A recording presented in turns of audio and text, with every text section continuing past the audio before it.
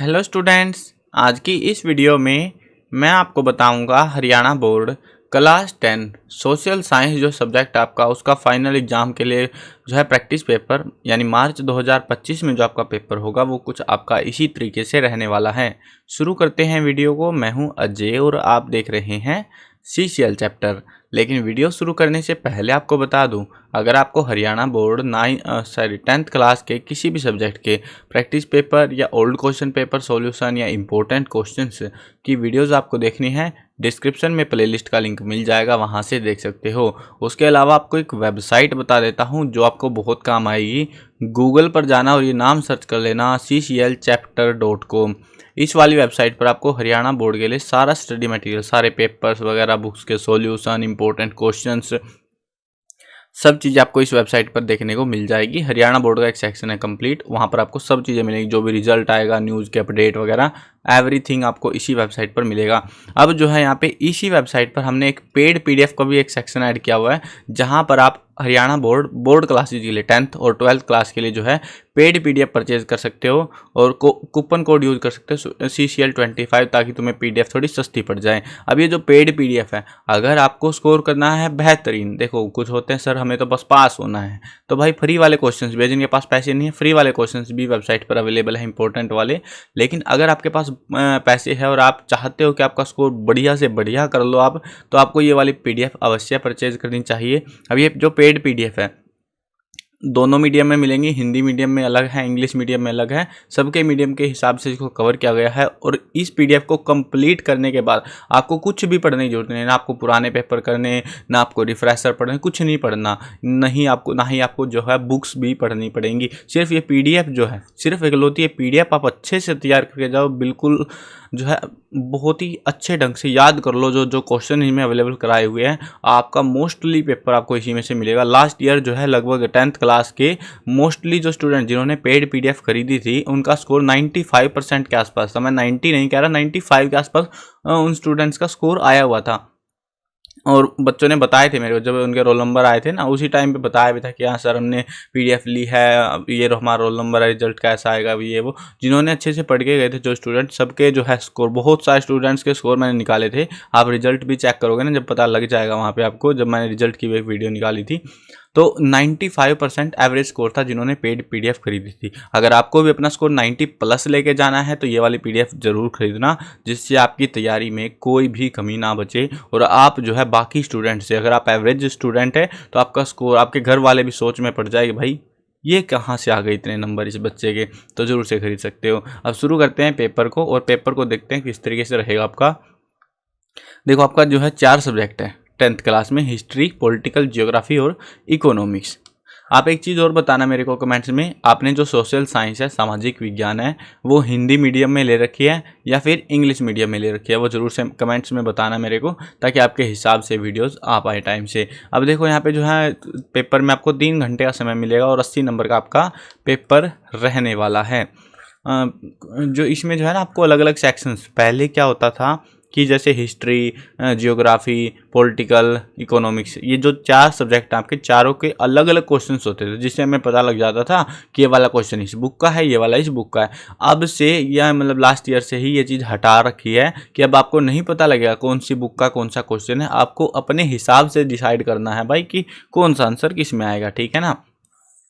चलो क्वेश्चन देखते हैं। पहला क्वेश्चन है, the fortified town of Dholavira is located in which state. Dholavira का दुर्ग नगर किस राज्य में स्थित है, तो कहाँ पर है वो, गुजरात के अंदर है। नेक्स्ट क्वेश्चन देखते हैं। क्वेश्चन है, गायत्री मंत्र किस वेद में से लिया गया है। गायत्री मंत्र इज वन ऑफ द मंत्र ऑफ दिस वेद। कौन से वेद से लिया गया है गायत्री मंत्र, ऋग्वेद, जो सबसे पुराना वेद है हमारा। अगला क्वेश्चन देखते हैं, the Turk were a barbaric race of, fill in the blank भरना है। तुर्क खालिस्तान की एक बर्बर जाति है, तो कहाँ की है ये, यह सेंट्रल एशिया की यानी मध्य एशिया की जाति है ये। अगला क्वेश्चन देखते हैं, those farmer who had the ownership right of land were, जिनके पास जमीन के खुद के, वे किसान जिनके पास जमीन का मालिकाना अधिकार था, वे खालिस्तान किसान थे। उन किसानों को क्या कहा जाता था, उनको खुदकश्त कहा जाता था, खुदकश्त, ठीक है। आगे बढ़ते हैं अगले क्वेश्चन पे। अगला क्वेश्चन हमारे पास में article 370 has been abolished in Jammu Kashmir by the Indian parliament on. तो जो है ना आर्टिकल 370 धारा 370 जिसके अंदर स्पेशल स्टेटस दिया गया था जम्मू कश्मीर को, तो उसको समाप्त कर दिया गया। हमसे पूछ रहे हैं किस तारीख को समाप्त किया था, तो 31 अक्टूबर 2019 को जो है इसको समाप्त कर दिया था। ऑप्शन सी रहेगा हमारा 31 अक्टूबर 2019। ठीक है, आगे बढ़ते हैं अगले क्वेश्चन पे। आगे जो क्वेश्चन मिल रहे हैं आपको छठा सातवां, ये वाले जो क्वेश्चन है ये आपको असर्शन रीजन टाइप के क्वेश्चन है। असर्शन रीजन समझते हो, यानी कि आपको दो स्टेटमेंट दी जाएंगी, पहली को असर्शन बोलते हैं, दूसरी को रीजन बोलते हैं। पहले आपको क्या करना है, ध्यान से समझ लेना। बहुत सारे जगह पे टीचर्स भी गलत समझा देते हैं इस चीज़ को, स्टूडेंट तो गलत करते ही करते हैं। अब देखो ध्यान से समझ लेना मैं कैसे समझा रहा हूँ, किस तरीके से आपको इस क्वेश्चन को टैकल करना है। अगर टैकल करने में गड़बड़ करी तो आपका गलत हो जाएगा आंसर इसका। ठीक है, देखो क्या करना है, सबसे पहले असर्शन को पढ़ो। एक हमें स्टेटमेंट दी गई है, ठीक है, उसको पढ़ो, जांच करो कि क्या वो सही है। अगर वो सही है उसके बाद अगली स्टेटमेंट को पढ़ो, ये वाली को, रीजन वाली को। अब जांच करो क्या ये स्टेटमेंट सही है, तो अगर ये भी सही है, ठीक है, या तो फॉल्स होगी, कोई सी फॉल्स होगी तो ऐसे ऑप्शन मिल जाएगा कि कोई सा फॉल्स है ना, इस तरीके से। लेकिन अगर कोई सी भी फॉल्स नहीं है, दोनों ही सही हैं, तो उस केस में हम क्या करेंगे, उस केस में हमें जांच करनी पड़ेगी कि ये जो असर्शन है उसके लिए ये जो रीज़न दिया हुआ है ये वैलिड है या फिर नहीं है। अब समझे नहीं कैसे करना है, देखो दोनों सही है, दोनों केस में सही है। एक में होगा कि आपका रीजन वैलिड है और एक में बोलेंगे रीजन वैलिड नहीं है। ठीक है, जैसे यहाँ पे क्या कहा गया है, देखो A is true R is false, A is false R is true, ये दोनों ही गलत है। तो इस तरीके से आपको ऑप्शंस पढ़ने हैं, पहले तो स्टेटमेंट उसी हिसाब से डिसाइड करनी पड़ेगी। या दोनों सही है तो आप इस तरीके से बच जाओगे। कुछ सब्जेक्ट में क्या होता है, दोनों सही है, एक में करेक्ट एक्सप्लेनेशन होती है, एक में नॉट करेक्ट एक्सप्लेनेशन होती है। तो आपको किस तरीके से टैकल करना है ऐसे क्वेश्चन को, दोनों स्टेटमेंट पढ़नी है, अगर वो दोनों सही निकलती है उसके बाद में आपको जो है क्वेश्चन को वापस पढ़ना है, सर्शन वाले को। इसमें एक सवाल बनेगा, आप पूछोगे वाई, आपका एक ही सवाल होना चाहिए वाई, क्यों, क्या रीजन है इसके पीछे। तो मतलब मन में बना सकते हैं हम सवाल को।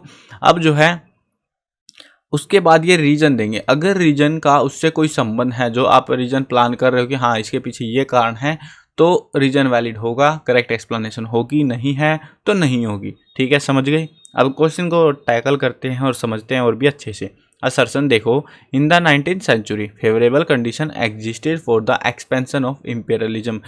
कहा जा रहा है हमसे कि 19वीं शताब्दी में साम्राज्यवाद के विस्तार के लिए अनुकूल परिस्थितियां विद्यमान थी। क्या यह बात सही है? बिल्कुल सही है। अब हमें सेकंड चीज रीजन को पढ़ना है। There was increase in large scale production, shortage of raw material and new market were needed to sell the goods. तो इन्होंने कहा है कि बड़े पैमाने पर उत्पादन होने लगा, उत्पादन बढ़ने से कच्चे माल की कमी और तैयार की गई वस्तुओं को बेचने के लिए नई मंडियों की आवश्यकता होने लगी। तो क्या ये बात सही है? बात हम कर रहे हैं 19वीं शताब्दी की दोनों ही इनमें स्टेटमेंट में, तो ये बात भी सही है। अब दोनों स्टेटमेंट तो हमारी सही है, अब हमें क्या जांचना है, अब दोनों सही है, पहली बात तो हम वैसे ही बच गए हैं क्योंकि ये इसमें फॉल्स था, इसमें फॉल्स था, इसमें फॉल्स था, हमें ऑलरेडी पता लग चुका है, आंसर ए होगा। लेकिन मैं एक फैक्ट के हिसाब से बता देता हूँ, अगर दोनों एक में correct explanation, not correct explanation type के ऑप्शंस दे दिए जाए आपको, तो कैसे टैकल करना रहेगा आपको। तो उसके लिए आपको क्या करना है, देखो ये आप सोच रहे हो कि सर ऐसा क्वेश्चन है, ऑप्शन बदल देते हैं, थोड़ा बहुत अप डाउन कर देते हैं, ऑप्शन में वैरी कर सकते हैं। तो अगला क्वेश्चन इसी टाइप से मिलेगा, note correct explanation, correct explanation type में। अब देखो, अब आपको क्या करना है, हम बात कर रहे हैं 19वीं शताब्दी में साम्राज्यवाद के विस्तार के लिए अनुकूल परिस्थितियां विद्यमान थी। तो हम पूछेंगे क्यों, ऐसा क्या हुआ था, है ना। तो कह रहे हैं कि ऐसा इसलिए था क्योंकि बड़े पैमाने पर उस टाइम पर उत्पादन होने लगा, कच्चे माल की कमी होने लगी, तैयार वस्तुओं को बेचने के लिए नई मंडियों की जरूरतें पड़ने लगी, और जिस वजह से साम्राज्यवाद का विस्तार ज़्यादा तेज हो गया। तो इनका कहना ये बात है, बात सही है ना, इनकी रीजन सही है, तो इसलिए ये करेक्ट एक्सप्लेनेशन है। समझ गए अब तो क्वेश्चन कैसे अटेम्प्ट करना है। अगले क्वेश्चन को और करोगे और भी अच्छे से क्लियर हो जाएगा आपको। अगला जो असर्शन रीजन देखो, असर्शन दिया हुआ है the history of colonialisation reveal that rich resources in colonies were the main attraction for the foreign invaders. यानी उपनिवेश का इतिहास हमें ये बताता है कि उपनिवेशों में संसाधन संपन्न प्रदेश जो थे विदेशी आक्रमणकारियों के लिए मुख्य आकर्षण रहे हैं, जहाँ पर ज़्यादा धन संपत्तियाँ जो हैं मतलब विकसित जो शहर थे या देश थे, प्रदेश थे, तो वहाँ पर ज़्यादा आक्रमण हुए हैं। ये कुछ फैक्ट यहाँ पे बता रहे हैं। अब जो है उसके बाद इन्होंने हमें एक रीजन दिया है, the availability of resource is an necessary condition for the development of any region, यानी कि किसी क्षेत्र के विकास के लिए संसाधनों की उपलब्धता एक आवश्यक शर्त है। तो दोनों स्टेटमेंट हमारी सही है, ये वाली भी सही है, ये वाली भी सही है। अब आप फंस गए क्योंकि इसमें गलत है, इसमें गलत है, तो ये दो तो बाहर ही हो गए। अब बचा ए और बी, इन दोनों में से कौन सा डिसाइड करोगे, करेक्ट एक्सप्लेनेशन होगा या नोट द करेक्ट एक्सप्लेनेशन। इसी को मैं हाईलाइट करने के आपके फोकस कर रहा था, क्योंकि उस वाले में तो आप गलती नहीं करोगे, लेकिन इस वाले टाइप के क्वेश्चन में गलती करने के चांसेस बढ़ जाते हैं। देखो अब क्वेश्चन को वापस ध्यान से समझना, कैसे मैं इसको टैकल कर रहा हूँ। उपनिवेशों का इतिहास हमें बताता है कि उपनिवेशों में संसाधन संपन्न प्रदेश विदेशी आक्रमणकारियों के मुख्य आकर्षण रहे हैं। हम बोलेंगे भाई इन्होंने वैसे तो हमें बात फैक्ट टाइम में बता दिया कि संसाधन संपन्न देश थे, वहीं पे विदेशी आक्रमण हुए, तो हम बोलेंगे कि ऐसा क्यों हुआ, क्योंकि ये कह रहे हैं ऐसा इसलिए हुआ क्योंकि विकास के लिए संसाधनों की जरूरत होती है, संसाधनों की उपलब्धता जरूरी है। भाई कोई लग रहा है मिलता जुलता बात है ना। हम पूछ क्या रहे हैं इनसे कि संसाधन संपन्न देशों के लिए आक्रमण, पहले तो हमें वैसे ही पता लग रहा है कि इसके हम सवाल ही नहीं बना सकते इस बात को लेके। अगर हम जबरदस्ती बनाने की कोशिश करते हैं तो हम क्या पूछेंगे कि उपनिवेशों में संसाधन संपन्न प्रदेश विदेशी आक्रमणकारियों के मुख्य आकर्षण रहे हैं, ऐसा क्यों था, क्या उसमें कोई रीजन था या कुछ और भी था, तो उसके बारे में कुछ फैक्ट बताना था इन्हें। लेकिन इन्होंने क्या बोला, ये बोल रहे हैं कि भाई विकास के लिए संसाधनों की जरूरत अनिवार्य है, तो ये तो अलग ही बात कर रहे हैं। तो हमारी दोनों स्टेटमेंट सही हैं, both A and R true and R is not the correct explanation of A. हमारा आंसर बी हो जाएगा। समझ गए अब तो क्वेश्चन को कैसे अटेम्प्ट करना है। ए और आर दोनों सत्य हैं और आर ए की सही व्याख्या नहीं है। चलो आगे बढ़ते हैं अगले क्वेश्चन पे। द हिस्टोरिकल शेरशाह सूरी मार्ग कनेक्ट, शेरशाह सूरी जो मार्ग है वो किसे जोड़ता है, तो किसको जोड़ता है, वो दिल्ली और अमृतसर को जोड़ता है। ऑप्शन बी हो जाएगा हमारा इसका। आगे बढ़ते हैं अगला क्वेश्चन देखते हैं। Which one of the following is example of basic industry. देखो बेसिक इंडस्ट्री क्या होती है, आधारभूत उद्योग, यानी कि जिसके बिना बाकी उद्योग नहीं चल सकते, वो है लोहा, लोहे के बिना नहीं चल सकते, तो लोहा इस्पात उद्योग जो है आधारभूत उद्योग बेसिक इंडस्ट्री कहलाता है। नेक्स्ट क्वेश्चन देखो, क्वेश्चन है which ethnic community is in majority in Sri Lanka. Sri Lanka में किस जातीय समुदाय के लोग बहुसंख्यक हैं, ज़्यादा मात्रा में हैं, तो कौन से हैं वो है हमारा यहाँ पे सिंहल जो है ये जो है बहुसंख्यक हैं। नेक्स्ट क्वेश्चन है पंचायत सहारा form of fill in the blank government. Panchayat raj व्यवस्था सरकार का खालिस्तान रूप है। कैसा रूप है ये, सेंट्रल। देखो ये तो होने से स्थानीय लोकल, इनमें से हमें डिसाइड करना है। तो पंचायत कहाँ पे होती है, गांव में होती है ना, तो ये लोकल है, लोकल गवर्नमेंट टाइप में होती है चीज़। अगला क्वेश्चन देखो, in India seats are reserve for women in. कहाँ पर जो है सीट्स को रिजर्व किया गया, भारत में महिलाओं के लिए सीटें खालिस्तान में आरक्षित है, तो कहाँ पर जो है आरक्षित की हुई है, वो है पंचायत राज व्यवस्था के अंदर जो है पंचायती राज बॉडी, यहाँ पर जो है सिक्योर की गई हैं। आगे बढ़ते हैं, आगे जो है हमारा नेक्स्ट क्वेश्चन आता है, who among the following is the founder of Bahujan Samaj Party. Bahujan Samaj party के संस्थापक कौन थे।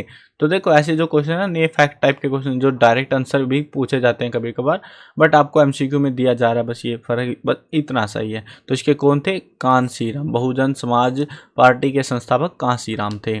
अगला क्वेश्चन है, democracy is preferred over dictatorship everywhere except. कहाँ पर नहीं है, खालिस्तान को छोड़कर हर जगह लोकतंत्र को तानाशाही के ऊपर वरीयता प्राप्त, यानी कि तानाशाही वहाँ पर नहीं चलती है। बाकी सभी देशों में जो है तानाशाही हमें देखने को मिलती है, वो है पाकिस्तान में, वहाँ पे मिलिट्री जो शासन है वो चल रहा है एक्चुअल में। नेक्स्ट क्वेश्चन देखो, accountability to the citizen is the most basic outcome of fill in the blank. तो किसका, यानी कि नागरिक के प्रति जवाबदेही खालिस्तान का सबसे बुनियादी परिणाम है, तो किसका है वो, डेमोक्रेसी यानी लोकतंत्र का। आगे बढ़ते हैं नेक्स्ट क्वेश्चन पे। Development of a country can generally be determined by. तो सामान्यतः किसी देश का आर्थिक विकास किस आधार पर निर्धारित किया जा सकता है, तो किस चीज़ पर निर्भर करता है वो, वो जो है सारी चीज़ों पर निर्भर करता है। ऑल द अबव इसका आंसर रहेगा, यानी प्रति व्यक्ति आय, पर कैपिटा इनकम पर, एवरेज लिटरेसी लेवल पर, हेल्थ स्टेटस ऑफ पीपल, सब चीज़ों पर जो है विकास निर्भर करता है। अगर इनमें से एक भी चीज़ कम हो गई, यानी कि साक्षरता दर कम है तो भी विकास नहीं होगा, स्वास्थ्य स्थिति खराब है तो भी विकास नहीं हो पाएगा, और पैसा ही नहीं बन रहा, सब बढ़िया है, फिर क्या करेंगे वो लोग काम करके, है ना। तो प्रति व्यक्ति आय भी जरूरी है। नेक्स्ट क्वेश्चन देखो, the services of teacher doctor included in fill in the blank sector. Teacher की, डॉक्टर की जो सर्विसेज हैं वो कौन से सेक्टर में आती हैं, यानी अध्यापक डॉक्टर की सेवाएं अर्थव्यवस्था के खालिस्तान क्षेत्र में शामिल होती हैं। तो कौन से में होती हैं? टर्सरी, यानी तृतीय क्षेत्र में होती हैं शामिल। नेक्स्ट क्वेश्चन देखो, formal sector of credit includes, fill in the blank भरना है। ऋण की औपचारिक क्षेत्रों में सम्मिलित है। तो क्या क्या शामिल होता है फॉर्मल सेक्टर में? तो यहाँ पे होते हैं बैंक एंड कॉरपोरेटिव्स, ये जो है हमारा आंसर हो जाएगा इसका। आगे बढ़ते हैं नेक्स्ट क्वेश्चन पे। क्वेश्चन है हमारे पास में, globalisation had led to improvement in living condition of. तो वैश्वीकरण ने खालिस्तान जीवन स्तर के सुधार में सहायता पहुंचाई है। तो किसके जीवन स्तर में जो है सहायता पहुंचाई है हमें? तो यहाँ पे ऑप्शन को देखो ध्यान से, वैसे तो सभी लोगों के, विकासशील देशों के, श्रमिकों के, विकसित देशों के लोगों के, और इनमें से कोई नहीं। तो यहाँ पे जो है डिसाइड करना, वैसे देखो कई बार क्या होता है ना, आप कन्फ्यूज हो सकते हो, कभी कभी नहीं होते हो, लेकिन इसका आंसर आपका डी रहेगा, है ना। आप देखो आपके दिमाग में कभी नहीं आएगा कि नन ऑफ दीज भी आंसर हो सकता है, आता नहीं है। हमने देखा हुआ है, हम भी जब स्टूडेंट थे हमारे दिमाग में कभी नहीं आता, ए बी सी में उलझे रहेंगे, लेकिन आंसर इस वाले क्वेश्चन का डी है आपका, नन ऑफ दीज। तो आपको ये डाउट नहीं करना कि अगर स्टेटमेंट नहीं मिल पा रही हैं तो डी आंसर भी हो सकता है इस टाइप से, इनमें से कोई नहीं, ये वाला आंसर भी हो सकता है MCQs में। इसी के लिए शायद इन्होंने ये क्वेश्चन डाला हुआ था। अगला क्वेश्चन देखो, national consumer day is celebrated on. राष्ट्रीय उपभोक्ता अधिकार दिवस खालिस्तान को मनाया जाता है। तो कब मनाते हैं? 5 दिसंबर को मनाते हैं, दिसंबर 5 को। अगला क्वेश्चन देखो, सेक्शन बी आ चुका है। सेक्शन बी यानी 2 नंबर वाले क्वेश्चन, ठीक है। Why is the Rome called the city of 7 hills. 7 पहाड़ियों का देश क्यों कहा जाता है? क्योंकि वो 7 पहाड़ियों से घिरा हुआ है, बस, और क्या। Rome was a small village situated on 7 hills on the bank of Tiber river in central Italy, और इसीलिए इसको जो है यहाँ पे सिटी ऑफ 7 हिल्स कहा जाता है। नेक्स्ट क्वेश्चन देखो, व्हाट वर क्रूसेड। क्रूसेड क्या थे? क्रूसेड बेसिकली हमले थे, the conflict between Christianity and Islam, यानी क्रिश्चियन लोग थे जो ईसाई लोग, और इस्लाम के जो लोग थे उनके बीच में जो लड़ाइयाँ हुई, तो उसी को जो है it took place between the 11th and 13th century. तो मतलब 11वीं से 13वीं शताब्दी के बीच में बहुत सारी लड़ाइयाँ हुई थी इनके आपस में, उनको जो है नाम दिया गया था क्रूसेड का। अगला क्वेश्चन देखो, क्वेश्चन है हमारे पास में, write two demerit of multipurpose river project. बहुउद्देशीय नदी परियोजना के 2 नुकसान, लेकिन इसके फायदे भी पूछे जाते हैं बहुत बार, तो हमें फिलहाल इसके जो है नुकसान बताने हैं। देखो मल्टीपर्पस रिवर प्रोजेक्ट यानी कि हम बात करें डैम्स की, ठीक है। डैम्स के क्या क्या दिखते हैं सबको पता है। नेचुरल फ्लो जो है रिवर का वो ख़राब हो जाता है। दूसरा है पुअर हैबिटेट होती है एक्वेटिक लाइफ में, मतलब जो जलीय जीव हैं उनके लिए जो रहन सहन है वो बेकार हो जाता है, ख़राब जो है एनवायरनमेंट मिलता है उनको कहीं ना कहीं। तो ये जो है हमारे 2 डिसएडवांटेज देखने को मिलते हैं। नेक्स्ट क्वेश्चन है, define slash and burn agriculture. कृत दहन प्रणाली को परिभाषित कीजिए। तो ये कौन सी, इसमें क्या होता है, एक जंगल की जगह होती है, उसमें जो है घास फूस उगी होती है, उसको काट के जला दिया जाता है सुखा के, और वहाँ पर फिर खेती की जाती है। उसको जो है कृतन दहन प्रणाली स्लैश एंड बर्न एग्रीकल्चर के नाम से जानते हैं। यानी कि farmer clean a patch of land, cultivate it for few years, when fertility decreases, shift and clear a fresh piece of land. तो इस तरीके से स्लैश एंड बर्न एग्रीकल्चर की जाती है। नेक्स्ट क्वेश्चन देखते हैं। क्वेश्चन है, व्हाट इज फेडरलिज्म। संघवाद क्या है? तो फेडरलिज्म क्या होता है? Federalism is a system of government in which the power is divided between a central authority and various constituent unit of the country. यानी कि देश भर के अंदर जो है संघवाद क्या होता है, बहुत सारे संघ यानी कि संस्थाएं कह लो या पार्टीज कह लो, वो जो है मिलकर सरकार को रन करती है, जिसमें पावर को जो है बड़ी अथॉरिटी जो केंद्रीय अथॉरिटी के अंदर और अलग अलग छोटी जो यूनिट्स होती है उनके अंदर बांटा गया होता है उस पावर को, कि तुम्हारे पास ये अधिकार है, हमारे पास यही है। तो इस तरीके से उसका डाइवर्सिफिकेशन होता है। अगला क्वेश्चन देखो, what do you mean by feminist movement. नारीवादी आंदोलन से आप क्या समझते हैं? तो नारीवादी आंदोलन यानी कि जो है फेमिनिस्ट मूवमेंट जो है movement aimed at equality in personal and family life, यानी कि फेमिनिस्ट मूवमेंट, यानी जिसके अंदर वुमेन्स को जो है रिस्पेक्ट मिले पर्सनल लाइफ में, फैमिली लाइफ के अंदर। These movements are called feminist movement. तो ये जो है इनको ही फेमिनिस्ट मूवमेंट कहते हैं, मतलब एक right to equality kind of, नारीवादी आंदोलन इसको कहते हैं। नेक्स्ट क्वेश्चन देखो, डिफाइन डिस्क्वीज्ड अनएम्प्लॉयमेंट, छिपी हुई बेरोजगारी, परछन बेरोजगारी भी कहते हैं इसको, ये क्या होती है? यानी कि हमें जो है एक्चुअल में जरूरत 3 लोगों की है और वहाँ पे 5 लोग काम कर रहे हैं, तो उसको हम डिस्क्वीज्ड अनएम्प्लॉयमेंट बोलते हैं। This is the situation of unemployment, labor effort gets divided and no one is fully employed and working less than their potential, यानी कि जो भी व्यक्ति काम कर रहा है वो अपने पोटेंशियल से कम काम करता है, उसी को हम डिस्क्वीज्ड अनएम्प्लॉयमेंट कहते हैं। अगला क्वेश्चन देखो, write two uses of information and technology in production. तो 2 यूज बताने हैं उत्पादन में सूचना प्रौद्योगिकी के 2 फायदे। पहला है कम्युनिकेट फ्रॉम रिमोट एरिया, यानी जो ऐसी बरानी सी जगह होती है वहाँ से भी जो है संपर्क किया जा सकता है। टू एक्सेस इंफॉर्मेशन इंस्टेंटली, यानी कि जो इन्फॉर्मेशन है, जो भी खबर है उसको जो है तुरंत, जो सूचना है उसको तुरंत जो है पहुँचाया जा सकता है, पता लगाया जा सकता है। अभी आ चुका है आपके पास में सेक्शन सी। सेक्शन सी काफ़ी इंपॉर्टेंट है, काफ़ी सारे स्टूडेंट हो सकता है इसको सुन के ही डर जाएं। Case study based question, 4 question आएंगे 3-3 नंबर वाले। तो इनके अंदर क्या करना है, 12 नंबर का रहेगा ये। इसमें आपको जो है 3 आपकी 4 बुक है ना, उनमें से 3 बुक में से आपको ऐसे जो क्वेश्चन केस स्टडी वाले वो देखने को मिलने वाले हैं, जिसमें आपका इकोनॉमिक्स यानी अर्थशास्त्र से नहीं होगा, बाकी जो 3 सब्जेक्ट हैं उनमें से आपको ये जो है देखने को, सॉरी उल्टा बोल दिया मैंने, ये चारों सब्जेक्ट में से आएगा एक आपका केस स्टडी बेस्ड है, ठीक है। 3-3 नंबर के 4 है ना, 4 सब्जेक्ट आपके 3 नंबर के, चारों में से आएगा, चारों बुक में से एक आपको पैसेज सा देखने को मिलेगा। उसके बाद आपको उनके बेसिस पे आंसर्स करने हैं। चलो देखो कैसे करना है। Read the extract given below and answer the question that follows. आपको सबसे पहले ये पढ़ना है, ठीक है। छोटे छोटे मिलेंगे, बड़े नहीं मिलते, छोटे छोटे मिलते हैं। Mohammad Ghaznavi attacked the temple of Somnath to disturb the sand city. इस तरीके से इसको पूरा पढ़ लेना। मैं हिंदी में पढ़ता हूँ क्योंकि ज़्यादातर हिंदी में लेके बैठे हुए हैं सामाजिक को। महमूद गजनवी ने इस मंदिर की पवित्रता भंग करने व धन को लूटने के लिए सोमनाथ के मंदिर पर आक्रमण किया। उसे हिंदुओं के भारी प्रतिरोध के कारण सोमनाथ के मंदिर पर अधिकार करने में 3 दिन लग गए। मोहम्मद गजनवी द्वारा प्रतिरोध कर रहे अनेक हिंदुओं की हत्या कर दी गई।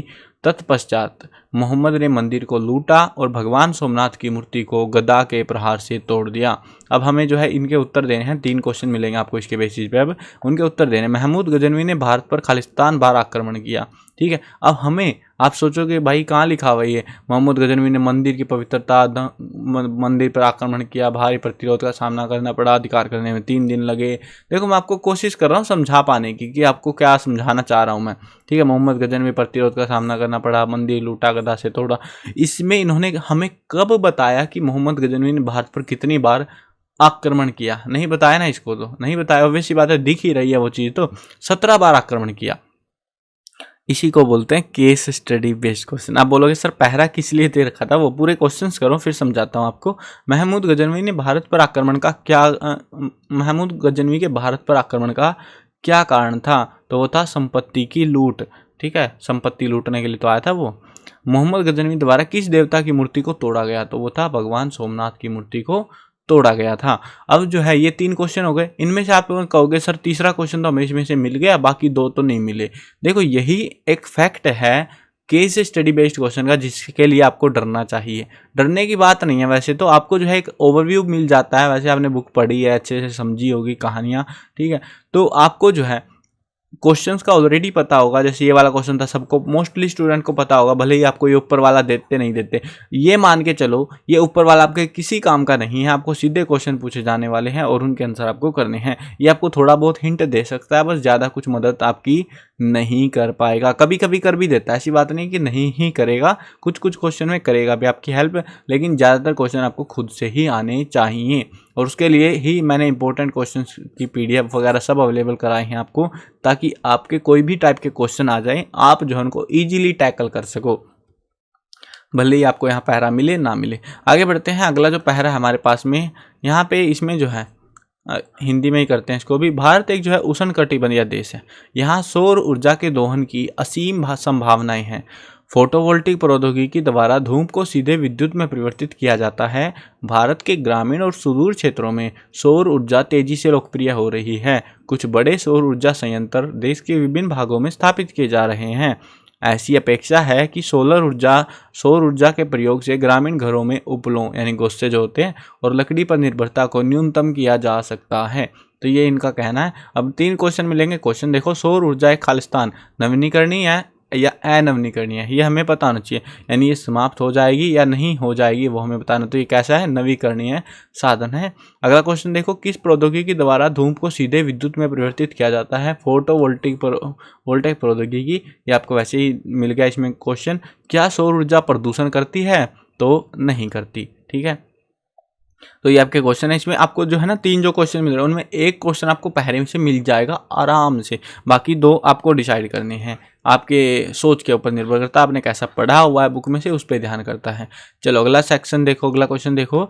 आज दुनिया के 100 देश किसी न किसी तरह की लोकतांत्रिक व्यवस्था चलाने का दावा करते हैं। इनका औपचारिक संविधान है, इनके यहाँ चुनाव होते हैं और राजनीतिक दल भी हैं। साथ ही वे अपने नागरिकों को कुछ बुनियादी अधिकारों की गारंटी भी देते हैं। लोकतंत्र का ये तत्व तो अधिकांश देशों में समान है, पर सामाजिक स्थिति, अपनी आर्थिक उपलब्धि और अपनी संस्कृतियों के मामले में ये देश एक दूसरे से काफ़ी अलग अलग हैं। तो इसमें आंसर देखो, इसमें सिर्फ हमें 2 क्वेश्चन दिए हुए हैं, पहला और दूसरा। भारत में किस प्रकार की शासन व्यवस्था है? तो भारत में कैसी है सबको पता है, वो भी आपको कैसी है? लोकतंत्र है ना, डेमोक्रेसी। अगला है लोकतंत्र की 2 विशेषताएं हमें बतानी है। अब इसके लिए आपको पहरे की जरूरत नहीं थी कि ये पहरा कुछ काम आएगा, कुछ काम नहीं आ रहा ये पहरा आपका। ठीक है, बस आपको 2 क्वेश्चन दिए हैं, लोकतंत्र की 2 विशेषताएं आपको बतानी है। जैसे कि यहाँ पे एक लिखित संविधान होता है, इलेक्शन और चुनाव होते हैं, है ना, इस तरीके से और भी बहुत सारी विशेषताएं हैं। तो ऐसे जो है 2 विशेषताएं बता देनी है आपको। आगे बढ़ते हैं अगले क्वेश्चन पे। अगला क्वेश्चन हमारे पास आएगा ये अर्थशास्त्र से, इकोनॉमिक्स से। इस तरह स्वयं सहायता समूह कर्जदारों को, सेल्फ हेल्प ग्रुप की बात कर रहे हैं हम यहाँ पे, स्वयं सहायता समूह कर्जदारों को ऋणाधार की कमी की समस्या से उबारने में मदद करते हैं। उन्हें समय अनुसार विभिन्न प्रकार की आवश्यकताओं के लिए एक उचित ब्याज पर ऋण मिल सकता है। इसके अतिरिक्त यह समूह ग्रामीण क्षेत्रों के गरीबों को संगठित करने में मदद करते हैं। तो ये आपके ऐसे क्वेश्चंस हो गए। अब देखते हैं इसमें, मतलब ये पहरा आपने पढ़ लिया। SHG का विस्तार कीजिए, सेल्फ हेल्प ग्रुप, यानी कि इसको हमें बताना है कि क्या है ये SHG, यानी स्वयं सहायता समूह। ठीक है, सेल्फ हेल्प ग्रुप लिख सकते हो आप। अगला क्वेश्चन देखते हैं, स्वयं सहायता समूह में बचत और ऋण संबंधी अधिकार निर्णय खालिस्तान लिए जाते हैं। तो किसके द्वारा लिए जाते हैं? मेंबरों के द्वारा लिए जाते हैं, जो इनके मेंबर होते हैं, जो इसके प्रतिनिधि या जो भी व्यक्ति होते हैं तो उनके द्वारा होते हैं।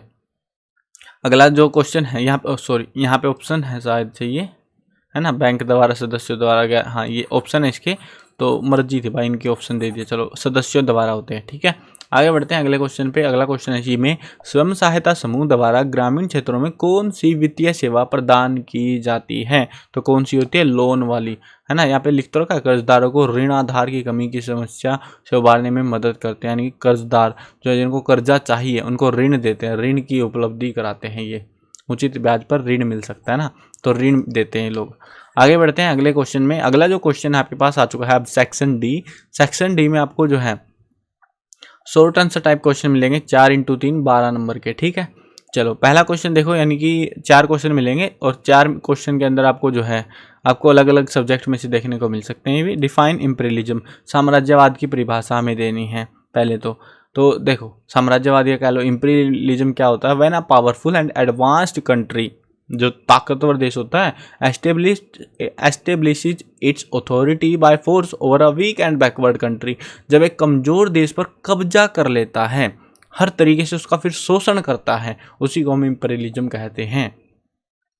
यानी कि when a powerful and advanced country establishes its authority by force over a weak and backward country and exploit it potentially, economically and culturally, then this desire and tendency of powerful country is called imperialism. समझ गए? दो डिजास्ट्रियस effect बताने हैं, बुरे विनाशकारी प्रभाव बताने हैं इम्पीरियलिज्म के। पहला है ड्रेन ऑफ वेल्थ, है ना, धन संपत्ति की लूट मचती है। दूसरा है promotion of import rather than export, यानी कि वो इंपोर्ट यानी बाहर के देशों से सामान अपने देश से सामान भेजना होता है। इनका रूल क्या होता है? जैसे देश कंट्री ए है, ठीक है, कंट्री बी है, ये वाली जो है पुअर कंट्री है हमारी, ये वाली एक रिच कंट्री है। तो ये रिच कंट्री क्या करती है, कुछ भी तरीका सेना से ज़बरदस्ती कुछ भी करके इस वाले देश पर कब्जा कर लेती है। तो ये वाली कंट्री में अब क्या कहेंगे हम, इंपीरियलिज्म, साम्राज्यवाद कर रहे हैं, तो है ना। लेकिन अब जो है ये वाली कंट्री में जो ये लोग घुस गए हैं ज़बरदस्ती, ये क्या करेंगे, इनका पैसा लूटेंगे, इनके लोगों को मारेंगे पीटेंगे और पैसा कमाएंगे भी इनके लोगों से। कैसे कमाएंगे, यही इन्हीं के लोगों से काम करवाएंगे, इन्हीं से, जैसे अंग्रेजों ने करा था। अब ये लोग क्या करेंगे, ये इनके देशों का सामान, क्योंकि हो सकता है पहले के ज़माने में इनका सामान जो है, कोई सामान इनके देशों में जाता होगा। अब ये लोग क्या करेंगे ना, बंद करो इसको बंद करवा देंगे। उसके बाद अपने देश का सामान इनके पास बेचने आएंगे और ये इन लोगों को मजबूरन खरीदना होगा, क्योंकि इनके लोगों को इन्होंने मार दिया है या जो धंधा पानी उनका बंद करवा दिया। तो अब ये ज़बरदस्ती अपना सामान इनके बाज़ारों में बेचेंगे पुअर कंट्रीज में और पैसा और भी ज़्यादा कमाएंगे। तो ये होते हैं बुरे प्रभाव इसके। चलो आगे बढ़ते हैं, अगला क्वेश्चन देखते हैं। Differentiate between public sector industry and corporative sector industry, यानी सार्वजनिक क्षेत्र और सहकारी क्षेत्र में के उद्योगों में अंतर बताने की क्या क्या फ़र्क होता है। देखो, public sector industry are owned and operated by government agencies, यानी कि जो मालिक है उनके वो सरकार होती है, सरकारी संस्थाएं होती है, जैसे भेल हो गया, सेल हो गया। तो ये जो है कुछ कंपनियां हैं जैसे जो कि पब्लिक सेक्टर इंडस्ट्री में आती हैं। अब कॉरपोरेटिव सेक्टर इंडस्ट्री जो है वो क्या होती है, are owned and operated by the producer और suppliers of raw material worker और बोथ, यानी कि इसमें जो काम करने वाले वर्कर्स होते हैं और जो मालिक होते हैं, मतलब जो है रॉ मटेरियल जिनको भेजना होता है, मतलब मिलजुल के जो है बहुत सारे लोग जो हैं वो एक जो है कंपनी खोलते हैं। जैसे कि एक शुगर इंडस्ट्री हो गई महाराष्ट्र में, कोयर इंडस्ट्री हो गई जो है केरला के अंदर। इस तरीके से जो है बहुत सारे लोग, मतलब सप्लायर और जो है वर्कर, वो मिलके एक उद्योग चलाते हैं, उसको जो है हम कॉरपोरेटिव सेक्टर इंडस्ट्री बुलाते हैं। अगला क्वेश्चन देखो, state 3 functions performed by a political party in a democracy, राजनीतिक दलों के 3 कार्य बताने हैं। देखो, parties play decisive role in making laws for country, यानी देश के लिए कानून बनाती है।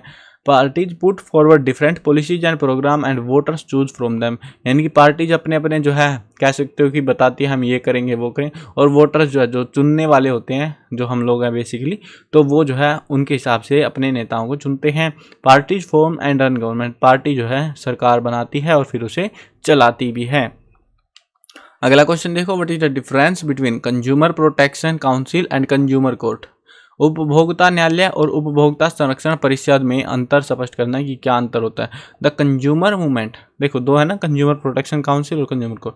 अब इसमें आंसर क्या रहेगा, the consumer movement in India has led to the formation of various organisation locally known as consumer forum और consumer protection council. They guide consumer on how to file a case in consumer court, यानी कि जो consumer protection council है ये मदद करती है ग्राहकों की, जिससे वो जो है केस कर सकते हैं किसी के अगेंस्ट में कि हाँ हमारे साथ ये धोखाधड़ी हुई है या वो चीज़ होती है। Under COPRA COPRA, a 3 tier quasi judicial machinery at the district, state and national level was set up for the redressal of consumer disputes। अब कंज्यूमर कोर्ट क्या होती है, इस तरीके से जो है ना कुछ संस्थाएं बना रखी हैं जो मदद करती है उस कंज्यूमर ने जैसे केस किया कंज्यूमर कोर्ट में, तो वो जो है कंज्यूमर कोर्ट क्या करती है, फैसला सुनाती है पक्ष या विपक्ष में कि हाँ तुम्हारी गलती है, तुम्हारी नहीं है, इसका जो भी गड़बड़ हुई है उसका समाधान करने में। ठीक है, ये होता है बस इनका। आगे बढ़ते हैं, आगे आपके पास आ चुके हैं बड़े बड़े क्वेश्चन, 5-5 नंबर वाले 4 क्वेश्चन मिलेंगे, 20 नंबर के आपके ये रहेंगे। 37वां क्वेश्चन देखो, Saraswati Sindhu, discuss the reason for the decline of Saraswati Sindhu civilisation, Saraswati Sindhu सभ्यता के पतन के कारणों के बारे में विस्तार से चर्चा करनी है। बुक में आपको कई सारे विस्तार देखने को मिले होंगे कि हाँ अलग अलग, जैसे एडमिनिस्ट्रेशन जो है खराब हो गया था उनका, यानी कि शासन प्रणाली खराब हो गई थी, साफ सफाई घट गई, उसकी वजह से वो लोग ख़त्म हो गए। कुछ कहते हैं कि भाई क्लाइमेट चेंज यानी रेनफॉल, बारिश कम हो गई, सूखा पड़ गया जिसकी वजह से लोग ख़त्म हो गए। कुछ कहते हैं बाढ़ आ गई होगी जिसकी वजह से ख़त्म हो गए। कुछ कहते हैं कि विदेशियों ने हमले कर दिए होंगे, व्यापार बंद हो गया होगा विदेशों से, जिनकी अर्थव्यवस्था ख़राब हो गई पूरी इनकी, और इस वजह से मर गए या भाग गए। लास्ट जो ऑप्शन है वो है इनका एपिडेमिक, यानी महामारी। बहुत सारे जो स्केल्टन्स थे मोहनजोदड़ो में वो ऐसे ही मिले हैं, जिसमें जो है माना जाता है कि इनकी मौत मलेरिया नामक बीमारी से हुई है। तो ये जो है कुछ रीजन्स है इनके, जिसको मानते हैं लोग कि हाँ कुछ रीजन्स जिसकी वजह से इस सभ्यता का अंत हुआ, पतन हुआ। ठीक है, काफ़ी इंपॉर्टेंट क्वेश्चन है, एग्जाम में कई बार आ चुका है ये। बाकी इंपॉर्टेंट क्वेश्चंस की वीडियोस आपको इसी चैनल पर मिलेगी, और ये जो पेपर मैं आपको करा रहा हूँ इसकी आंसर की भी आपको वेबसाइट cclchapter.com पर मिल जाएगी। मॉडल पेपर सेक्शन में पेपर भी मिलेंगे सारे सब्जेक्टों के, आंसर की भी मिलेगी, फ्री में इंपॉर्टेंट क्वेश्चन भी मिलेंगे, और पैसे वाले भी है भाई, अगर आपको बढ़िया स्कोर करना है तो। चलो आगे बढ़ते हैं। आगे जो है नेक्स्ट क्वेश्चन है, ब्रीफली एक्सप्लेन द वैदिक लिटरेचर। वैदिक साहित्य की व्याख्या करनी है। वैदिक लिटरेचर के अंदर जो है वेदों के बात बताएंगे पहले तो, है ना। वेद यानी कि ये सबसे पुराने और ऑथेंटिक लिटरेचर होते हैं, स्क्रिप्चर्स होते हैं ह्यूमन रिलीजन, धर्म वगैरह के। उसके बाद आपको बताना है ऋग्वेद के बारे में कि ऋग्वेद क्या है, इसमें गायत्री मंत्र है। यजुर्वेद के बारे में बताना है, ठीक है, जो 4 वेद है ना हमारे बेसिकली, उनके बारे में बताना है यहाँ पे। फिर आपको जो है ब्राह्मणिकल टेक्स्ट, ज़्यादा डिटेल में नहीं बताना, इन शॉर्ट में बताना वैदिक लिटरेचर को। ब्राह्मण टेक्स्ट में बताना, अन्य टेक्स्ट के बारे में बताना है, और उपनिषदों के बारे में, और वैदिक फिलोसफी के बारे में। तो ये वसुदेव कुटुंबकम वाला जो कंसेप्ट है उसके बारे में थोड़ा हाईलाइट आप कर सकते हो। काफ़ी डिटेल्ड आंसर रहेगा आपका ये। इन शॉर्ट मैंने आपको एक ओवरव्यू दे दिया क्या क्या चीज़ें बतानी है, क्योंकि ये बड़े क्वेश्चन है, आपका बहुत टाइम कंज्यूम कर लेंगे नहीं तो। आगे बढ़ते हैं अगले क्वेश्चन पे। Describe how communities have conserved and protected forest and wild life in India. Bharat में विभिन्न समुदायों ने किस प्रकार वनों और वन्य जीव संरक्षण और रक्षण में योगदान दिया है। विस्तार पूर्वक विवेचना हमें करनी है, कैसे जो है योगदान दिया। जैसे सरिस्का टाइगर रिजर्व हो गया, अलवर के अंदर हो गया, भैरव देव दाकव सेंचुरी जो कि एक हैबिटेट है, मतलब इनके बारे में डिटेल में बताना आपको। अलग अलग कम्युनिटीज़ ने कंजर्व किया है ना। चिपको मूवमेंट हुई थी, बीज बचाओ आंदोलन हुआ था टिहरी और नवदान्या में, है ना। तो ये 4-5 जो है आपको ऐसे आंदोलन वगैरह उनके बारे में बताना पड़ेगा, या कह सकते हो प्रोटेक्टेड, मतलब कम्युनिटीज ने जब प्रोटेक्ट किया था तो ये आंदोलन हुए थे कुछ उनको लेके, तो उनके बारे में मेंशन करना आपको। अगला जो क्वेश्चन है इसमें, what is soil erosion, what steps can be taken to control soil erosion. Soil erosion यानी कि the denudation of the soil cover and subsequent washing down it described as soil erosion. यानी कि मृदा जो है, मिट्टी जो है बह जाती है पानी के साथ में कुछ भी रीजन से, वो उसकी पकड़ इतनी मजबूत नहीं होती जिससे वो बह जाती है, उसी को हम सॉइल इरोजन कहते हैं। पानी के साथ हो सकता है, हवा के साथ उड़ जाती है, उसको भी सॉइल इरोजन बोलते हैं। अब इसको रोकने के लिए हम क्या कर सकते हैं, काफ़ी सारी चीज़ें कर सकते हैं। जैसे कि हम जो है पेड़ पौधे ज़्यादा लगाएं, जिससे जो है वो अपने आप को संभाल सके। टेरेस कल्टीवेशन करें पहाड़ों के ऊपर, यानी सीढ़ीदार खेती ऐसे होता है। फिर वहाँ पे बांध से छोटे छोटे, मतलब काइंड ऑफ छोटी दीवार बना देते हैं, जिससे मिट्टी ऊपर की आती भी है तो वो यहाँ पे सबमिट हो जाती है, फिर उसके बाद नीचे उतरते हैं। तो ऐसे सीढ़ी नुमा जो खेती है वो कर सकते हैं, है ना। स्ट्रिप क्रॉपिंग कर सकते हैं, जिसमें अलग अलग प्लांट्स जो है लगाए जाए, इस तरीके से शेल्टर बेल्ट लगा सकते हैं। तो काफ़ी सारी चीज़ें हम इस्तेमाल कर सकते हैं इसके लिए। अगला क्वेश्चन देखो, सेक्युलर स्टेट के give feature of India as a secular state. Bharat एक धर्मनिरपेक्ष राज्य है, देश है वैसे तो, इसके रूप में हमें विशेषताएं बतानी कि क्या क्या जो है फीचर्स होंगे। हम बता सकते हैं कि भारत का कोई अपना खुद का जो है रिलीजन नहीं है ना, हमारा कॉन्स्टिट्यूशन किसी को स्पेशल स्टेटस नहीं देता, जैसे श्रीलंका हो गया, पाकिस्तान हो गया। तो ऐसे बाकी देशों में जो है जो स्पेशल स्टेटस दिया जाता है एक पार्टिकुलर कम्युनिटी को, वो इंडिया में देखने को नहीं मिलता है। कॉन्स्टिट्यूशन जो है धार्मिक भेदभाव को रोकता है। उसके अलावा जो है ये सभी को, जो भी कम्युनिटीज़ के लोग हैं, सभी व्यक्तियों को आज़ादी का अधिकार देता है। कुछ भी जो कार्य हैं धार्मिक कार्य, उनके अधिकार देता है। और उसके अलावा जो है at the same time constitution allow the state to intervene in the matter of religion in order to ensure equality maintain करने के लिए उनके बीच में कभी कभी हस्तक्षेप भी करता है। वो सारी चीज़ें चलती है। तो ये सारे पॉइंट आपको इस तरीके से बताने रहेंगे। देखो 5 नंबर का है, हो सके तो आंसर अगर बना रहे हो पॉइंटों में बनाओ, और 5 पॉइंट एटलीस्ट आपके पास होने चाहिए। अगला क्वेश्चन देखो, what are the different form of power sharing in modern democracy, give an example of each of these. आधुनिक लोकतंत्रों में सत्ता की साझेदारी के विभिन्न रूप क्या क्या हैं, इनमें से प्रत्येक का एक एक उदाहरण में देना है। देखो, among modern democracy power sharing arrangement can take many forms, अलग अलग जो फॉर्म्स है वो ले सकती है। जैसे among different organs of government, horizontal distribution of power हो सकता है, जज appoint by executive, check the law made by legislature. तो ऐसे जो है, उसके बाद में गवर्नमेंट एट डिफरेंट लेवल, अलग अलग लेवल की गवर्नमेंट होती हैं, है ना। स्टेट की गवर्नमेंट अलग है, सेंटर की अलग है, general government for entire country, government at regional level, federation, division of power, different level of government वगैरह। तो वो सारी चीज़ें अमंग डिफरेंट सोशल ग्रुप्स, अलग अलग ग्रुप हैं, रिलीजन के हिसाब से लिंग्विस्टिक ग्रुप्स होते हैं। कम्युनिटी गवर्नमेंट जो है बेल्जियम में है, जैसे पॉलिटिकल पार्टीज, प्रेशर ग्रुप और मूवमेंट्स होती हैं, है ना, जो कंट्रोल करती हैं इन्फ्लुएंस को, पावर्स की। तो वो सारी चीज़ें हमें यहाँ पे देखने को मिलती है। इस तरीके से आप इसके पॉइंट्स को मेंशन कर सकते हो। 5-5 नंबर के आपको ये जो है यहाँ पे जो भी क्वेश्चन मिलेंगे, यानी 37, 38 और 39, ये 5-5 नंबर के जो लॉन्ग क्वेश्चन है, इनमें सभी में आपको अल्टरनेट क्वेश्चन मिलेगा, दोनों में से कोई सा एक करना है, ठीक है। उसके बाद में आपको जो है जो अर्थशास्त्र है, इकोनॉमिक्स है, उसमें से आपको 5 नंबर वाला जो लॉन्ग क्वेश्चन है वो देखने को नहीं मिलेगा। उसके बाद आते हैं मैप वर्क पे। मैप आएगा जो है, मैप आपका 5 नंबर का आएगा, 2 नंबर का हिस्ट्री से और 3 नंबर का जियोग्राफी से आएगा। अब हिस्ट्री का मैप देखो कैसा आएगा। विश्व के दिए गए रूपरेखा मानचित्र पर निम्नलिखित स्थानों को दर्शाना। वर्ल्ड मैप आपको एग्जाम में देखने को मिलेगा। पहला है इंग्लैंड और दूसरा है रसिया। रसिया तो सबको पता है, चाइना के ऊपर बहुत बड़ी जगह ऐसी छपी मिलती है मैप के अंदर। इंग्लैंड आपको पता होना चाहिए, ठीक है। इंग्लैंड, वैसे मैं आंसर की वगैरह या इंपॉर्टेंट क्वेश्चन वेबसाइट पर जो है ना, इंपॉर्टेंट क्वेश्चन में भी आपको मैप मिल जाएंगे फ्री में, हिस्ट्री के भी मिलेंगे, जियोग्राफी के भी। तो वहाँ से मैप की प्रिपरेशन आप कर सकते हो, ठीक है। आंसर की वगैरह वहाँ मिल जाएगा आपको, जिससे और भी ईजी रहेगा आपके लिए तैयारी कर पाना। आगे बढ़ते हैं अगले क्वेश्चन पे। अगला जो क्वेश्चन है यहाँ पे क्या है, यहाँ पे 3 क्वेश्चन है। Sugar cane producing state of India, Bharat का गन्ना उत्पादक राज्य। कोई सा राज्य भर सकते हो आप, काफ़ी सारे राज्य हैं, उनमें से आप भर सकते हो। झरिया कोल माइन, झरिया कोयला क्षेत्र, तो ये आपको भरना है। झरिया के अंदर उड़ीसा में शायद ये।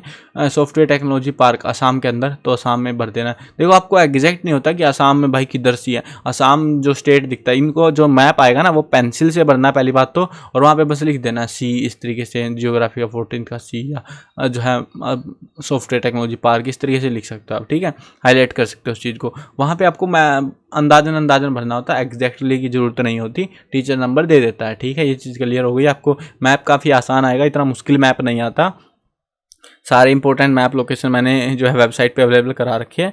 और हाँ, इसी चैनल पर जो वीडियोस हैं उनमें भी आपको बता दूंगा, मैप की जो है वीडियोस आपको एग्जाम से पहले देखने को मिल जाएगी इसी चैनल पर। बहुत सारी वीडियोस आने वाली हैं इसी चैनल पर। अगर सब्सक्राइब नहीं किया हुआ चैनल को तो सब्सक्राइब कर लेना, ताकि जो भी वीडियो मैं आपके लिए बना के लाऊँ वो आपको टाइम से पता लगती रहे और टाइम से आप उनकी तैयारी अच्छे से कर पाओ। और अगर तैयारी में कोई कमी नहीं छोड़नी तो भाई पेड PDF बना रखे हैं मैंने, बहुत मेहनत लगती है। और इनको जो है ये वाली PDF खरीद के आप अपनी भी तैयारी बहुत ही बेहतरीन कर सकते हो। वेबसाइट से परचेज कर लेना या फिर टेलीग्राम से भी कॉन्टैक्ट करके परचेज कर सकते हो। डिस्क्रिप्शन में सारे जो ज़रूरी लिंक है वो आपको मिल जाएंगे। मिलते हैं नई वीडियो में, बाय बाय।